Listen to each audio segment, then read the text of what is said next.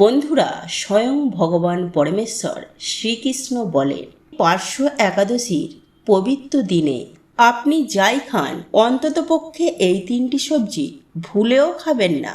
হ্যাঁ বন্ধুরা, আপনারা একেবারে ঠিকই শুনছেন। আপনারা যদি খিদেতে মরেও যান তবুও পার্শ্ব একাদশীর দিন ভুলেও খাবেন না এই তিনটি সবজি, নতুবা সারা জীবন রোগে ভুগবেন, জ্বলে মরবেন। বন্ধুরা, আগামী 14ই সেপ্টেম্বর শনিবার পালিত হচ্ছে এই বছরের পার্শ্ব একাদশী। এই রাধা অষ্টমীর পর এই একাদশী বিজয়া মহাদ্বাদশী স্পর্শ করেছে। তাই এই একাদশীর মাহাত্ম্য কিন্তু বন্ধুরা অনেক অনেক গুণ বেশি। মানা হয় ভগবান শ্রীকৃষ্ণ ও শ্রীমতী রাধারানীর জন্ম মাসে এই একাদশীতে যদি আমরা কিছু নিয়ম পালন করতে পারি তাহলে বন্ধুরা আমাদের জীবনে পরম সুখ শান্তি সৌভাগ্যে ভরে ওঠে।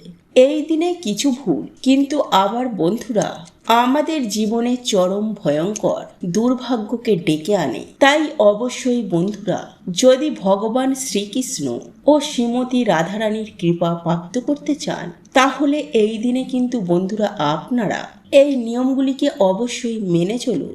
বন্ধুরা, শাস্ত্রে বলছে এই পবিত্র একাদশীর দিনে যারা এই খাবারটি গ্রহণ করে তারা অত্যন্তই ভাগ্যশালী হয়। এতে মা লক্ষ্মীর বিশেষ কৃপায় মানুষের সকল দুঃখ দারিদ্রতার রাতারাতি নাশ হয়ে যায়। এবং এই রাতে বন্ধুরা আপনারা পারলে অবশ্যই একটি 1 টাকার কয়েন এখানে লুকিয়ে রেখে দিন। এতে আপনাদের আর্থিক কষ্ট আর জীবনেও আসবে না। দেখবেন মা লক্ষ্মীর কৃপায় আপনাদের বাড়িতে কেমন ধনধান্যে পরিপূর্ণ হয়ে গেছে। তাই বন্ধুরা, মা লক্ষ্মীর কৃপা পেতে আপনারা ভক্তি মনে বন্ধুরা ভিডিওটি অবশ্যই পুরো দেখুন। বন্ধুরা, সামান্য একটি জিনিস আপনি এই দিনে গোমাতাকে খাইয়ে দিন, হয়ে যাবেন কোটিপতি। বন্ধুরা, যারা এই জিনিসটি গোমাতাকে খাওয়াতে পারবেন না, কারণ অনেক ক্ষেত্রেই তো হয় যারা শহরে আছেন সেখানে গোমাতা কোথায় পাবেন, তাহলে সেক্ষেত্রে আমি আপনাদেরকে আরও একটি উপায় জানিয়ে দেব যে আপনি গোমাতার পরিবর্তে আপনি কাকে খাওয়াতে পারেন। বন্ধুরা, আজকের যে উপাচারটি আমি আপনাদেরকে জানাবো, এই উপাচারটি যদি আপনারা করতে পারেন তাহলে আপনার জীবনে সমস্ত প্রকারের দুঃখ কষ্ট জ্বালা যন্ত্রণা থেকে আপনি কিন্তু খুব সহজেই মুক্তি পেতে পারেন।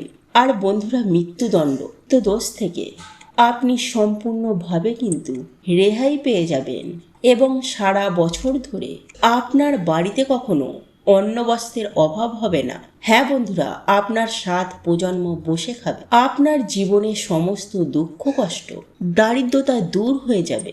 আপনি যদি এই ক্রিয়া বা উপায়টি একবার করতে পারেন তাহলে আমি আপনাদেরকে 100% গ্যারেন্টি দিয়ে বলছি এর সুফল আপনি অবশ্যই পাবেন। তাই এই প্রসঙ্গে বিস্তারিত জানার আগে আপনাদেরকে বলে রাখি, আপনি যদি সনাতন পরিবার চ্যানেলে নতুন হয়ে থাকেন তাহলে চ্যানেলটি অবশ্যই সাবস্ক্রাইব করুন এবং পাশে থাকা নোটিফিকেশন বেল আইকনটি ক্লিক করুন, কারণ আমি বিভিন্ন প্রকার তন্ত্র মন্ত্র বশীকরণ টোটকা বাস্তু টিপস জ্যোতিষশাস্ত্র পুজো আরাধনা এবং ব্ল্যাক ম্যাজিক করা নিয়ে নিত্য নতুন ভিডিও আপলোড করে থাকি, যা প্রয়োগ করার মাধ্যমে আপনার জীবনে থাকা সকল প্রকার সমস্যার সমাধান হয়ে যাবে। চলুন এইবার মূল আলোচনায় প্রবেশ করা যাক। তবে মূল আলোচনায় প্রবেশ করার আগে আপনারা যদি স্বয়ং ভগবান পরমেশ্বর শ্রীকৃষ্ণের আশীর্বাদ ও কৃপা লাভ করতে চান তাহলে জয় শ্রীকৃষ্ণ রাধে রাধে লিখে কমেন্ট অবশ্যই করবেন।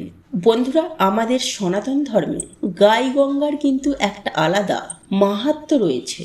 বন্ধুরা, এমনটাই মান্যতা রয়েছে যে গোমাতার শরীরে 33 কোটি দেবদেবী নিবাস করেন।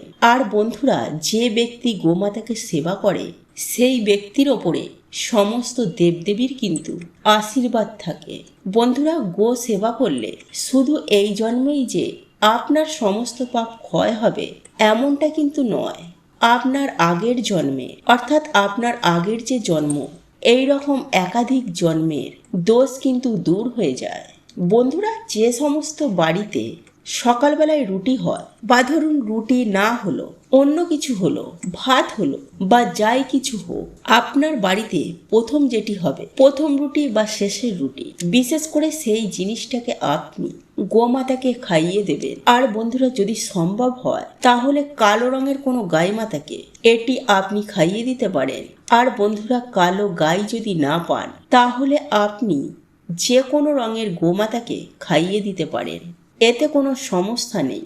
বন্ধুরা, প্রত্যেকটি পূজায় এবং প্রত্যেকটি মাঙ্গলিক কাজে গোমাতা বা তার সম্বন্ধিত যে কোনো জিনিস, যেমন গোবর, গোমূত্র, গরুর দুগ্ধ অথবা গরুর দুধের তৈরি ঘি, এগুলি অবশ্যই সামিল করবেন। এতে আপনি অবশ্যই পূর্ণ লাভ করবেন। বন্ধুরা, সনাতন ধর্মে পরম্পরা অনুসারে যে বাড়িতে গোমাতা থাকে সেই বাড়িতে যত রকমের বাস্তু দোষ রয়েছে সেই দোষ কিন্তু দূর হয়ে যায়। আর বন্ধুরা, একটা বিষয় আমি আপনাদেরকে জানিয়ে রাখি, বন্ধুরা, আপনি বছরের যে কোনো দিন আপনি কিন্তু গোশালায়, অর্থাৎ যেখানে গরু বাস করে, যেটিকে গোয়ালশালা বলা হয়, সেখানে কিন্তু আপনারা অবশ্যই একবার হলেও যাবেন। এটা কিন্তু খুব ভালো জিনিস, আর এটা আমাদের শাস্ত্রই বলছে। আর বন্ধুরা, আপনাদের পক্ষে যদি সম্ভব হয় তাহলে যে সবুজ ঘাস রয়েছে সেই ঘাস কিন্তু আপনারা গোমাতাকে খাওয়াবেন। এটা কিন্তু খুবই একটা ভালো জিনিস, আর এর একাধিক কিন্তু শুভ পরিণাম আমরা কিন্তু পেয়ে থাকি। আর সাথে সাথে গো সেবা বা গো পূজার দ্বারা আমাদের যে নবগ্রহ রয়েছে তা কিন্তু শান্ত হয়ে যায়, এবং আপনার জন্মকুণ্ডলিতে যে সমস্ত দোষ রয়েছে সেগুলি কিন্তু অনেকাংশেই কমে যায়। আর বন্ধুরা, যাদের পিত্ত দোষ রয়েছে তারা বিশেষ করে একাদশীর দিনকে অথবা কোনো পূর্ণিমার দিন কিংবা কোনো অমাবস্যার দিন রুটি, গুড় এবং সবুজ ঘাস আপনারা যদি গোমাতাকে খাওয়াতে পারেন তাহলে আপনার যে পিত্ত দোষ রয়েছে তা কিন্তু সুনিশ্চিতভাবে দূর হয়ে যাবে। আর বন্ধুরা, আপনি হয়তো কোথাও যাচ্ছেন, সেই সময় দেখতে পেলেন যে একটা গাই মাতা আপনার দিকে এগিয়ে আসছে, তখন আপনি সেই গোমাতাকে আপনার ডান দিক দিয়ে বেরোতে দেবেন। এর ফলে আপনার যাত্রা কিন্তু অত্যন্ত শুভ হবে।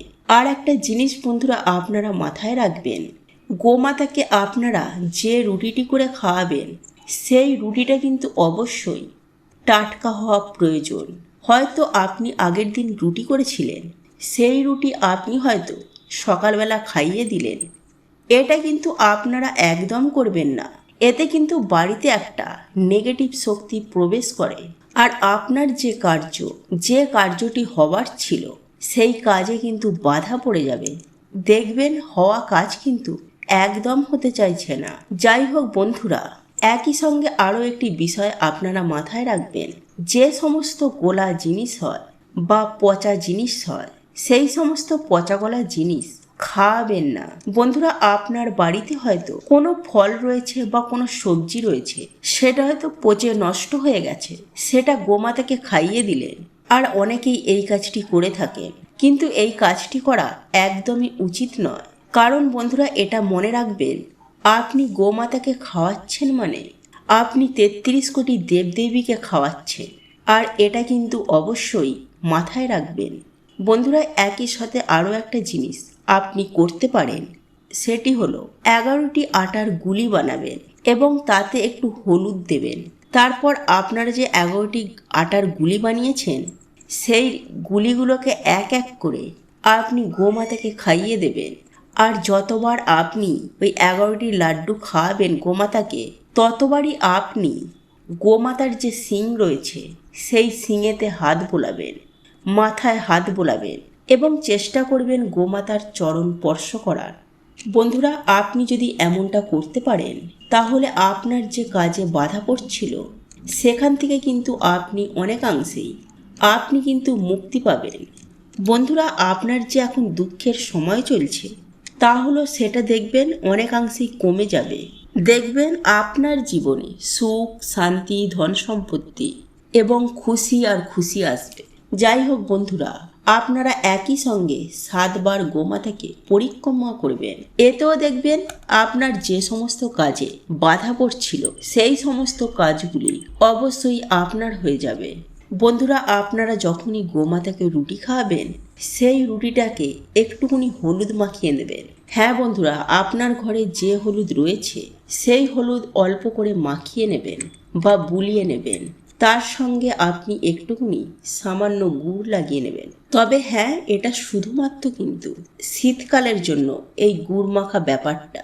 এক কথায় বলতে গেলে রাতারাতি আপনাদের ভাগ্য বদলে যাবে।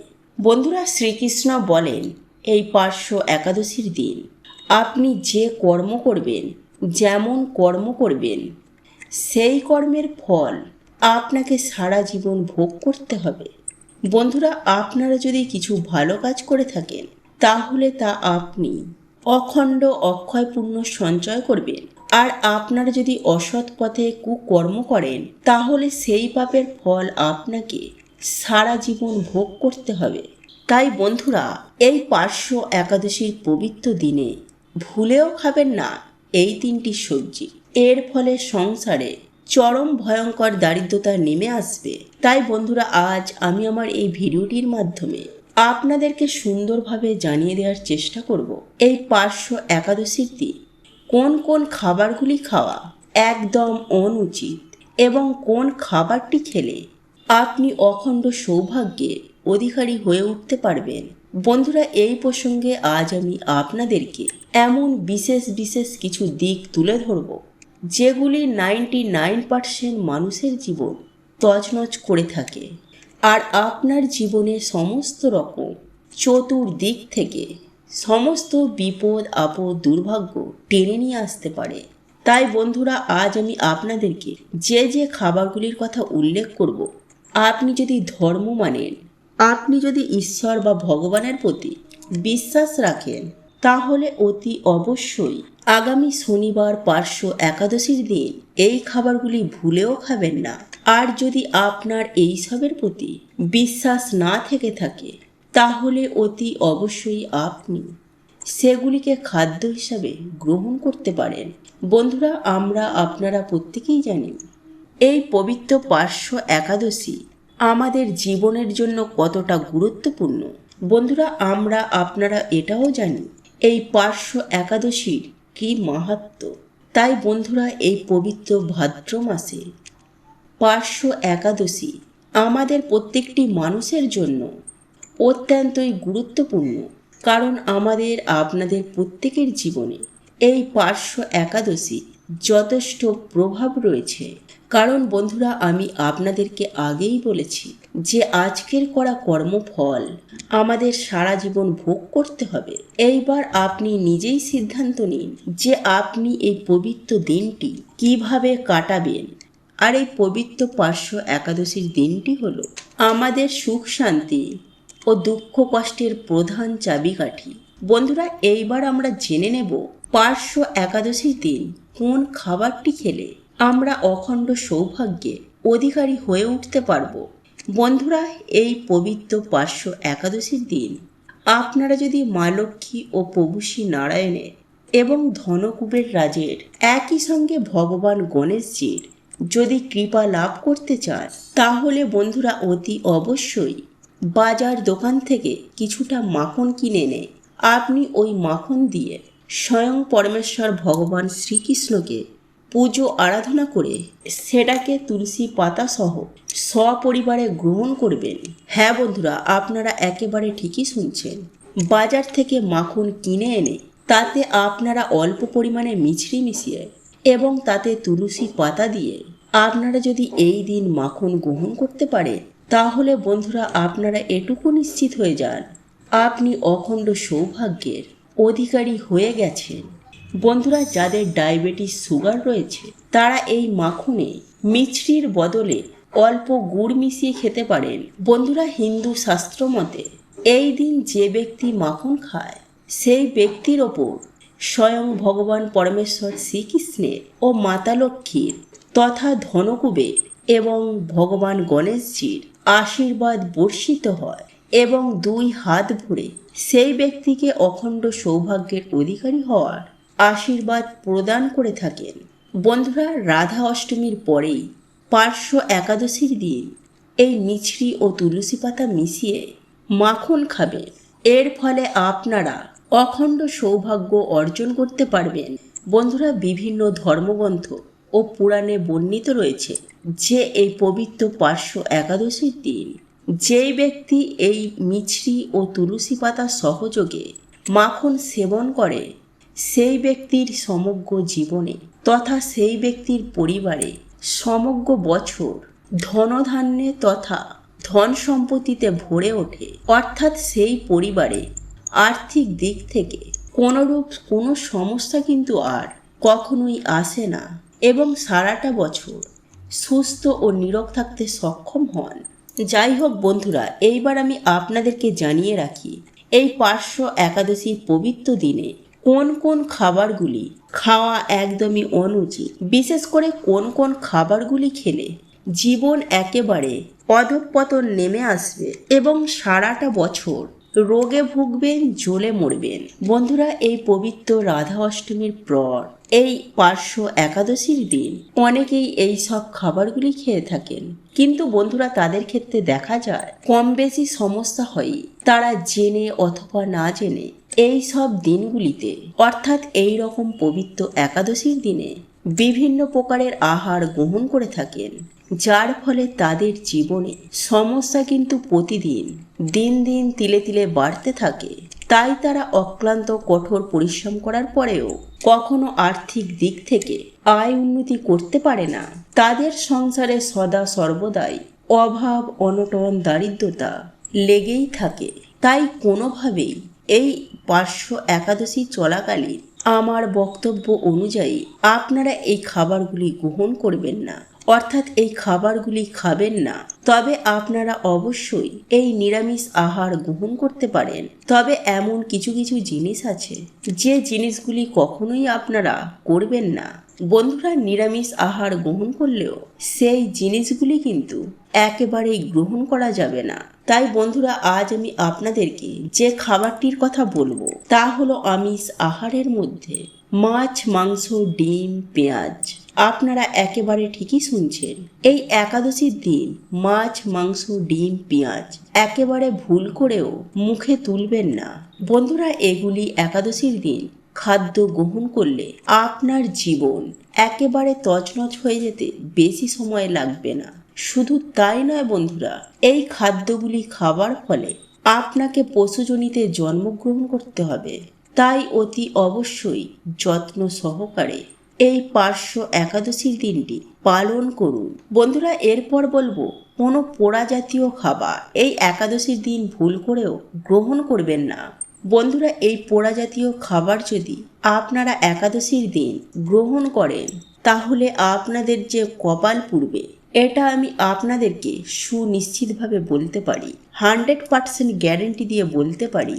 এরপর তৃতীয় যে খাবারটি খাওয়ার কথা নিষেধ করব তা হলো কেক জাতীয় খাবার। হ্যাঁ বন্ধুরা, আপনারা ঠিকই শুনেছেন, কারণ আপনারা প্রত্যেকেই জানি কেকের মধ্যে ডিমের ব্যবহার করা হয়। তাই আপনি যদি এই দিন কেক জাতীয় কোনো খাবার গ্রহণ করেন তাহলে আপনার এই পবিত্র একাদশীর দিনটি সুষ্ঠুভাবে স্বাস্থ্যের বিধি বিধান অনুসারে পালন করা হবে না, যার ফলে আপনার জীবনে জ্বালা যন্ত্রণা, বিপদ আপদ, রোগ ব্যাধি চতুর্দিক থেকে ঘিরে ধরবে। তাই বন্ধুরা, আপনারা ভুল করেও ডিম ব্যবহার করা কেক আপনারা গ্রহণ করবেন না। বন্ধুরা, এরপর যে বিষয়টির কথা বলবো তা হলো এই পবিত্র একাদশীর দিন আপনারা পঞ্চ রবি শস্য। হ্যাঁ বন্ধুরা, আপনারা একেবারে ঠিকই শুনছেন। এরপর আপনাদেরকে যে খাবারটির কথা বলবো তা হলো পঞ্চ রবি শস্য। ভুল করেও খাবেন না। হ্যাঁ বন্ধুরা, আপনারা একেবারে ঠিকই শুনছেন। বন্ধুরা, এই পার্শ্ব একাদশী চলাকালীন পঞ্চ রবি শস্য ভুলেও মুখে তুলবেন না। এছাড়াও চাল বা চাল জাতীয় কোনো খাদ্য আপনারা ভুলেও মুখে তুলবেন না। বন্ধুরা, আজকের এই ভিডিওটি যদি আপনাদের পছন্দ হয়ে থাকে তাহলে ভিডিওটি লাইক করুন, কমেন্ট করুন এবং বন্ধুদের সাথে শেয়ার অবশ্যই করুন। মনে রাখবেন, আপনার একটি শেয়ার অনেক মানুষকে উপকৃত করতে পারে। এবং আপনি যদি সনাতন পরিবার ইউটিউব চ্যানেলে এখনো পর্যন্ত নতুন হয়ে থাকে তাহলে চ্যানেলটি অবশ্যই সাবস্ক্রাইব করবেন এবং পাশে থাকা নোটিফিকেশন বেল আইকনটি ক্লিক করবেন। এইরূপ নিত্য নতুন ভিডিও সবার আগে দেখার জন্য ঈশ্বর আপনার মঙ্গল করুন। আপনি সুস্থ থাকুন, ভালো থাকুন।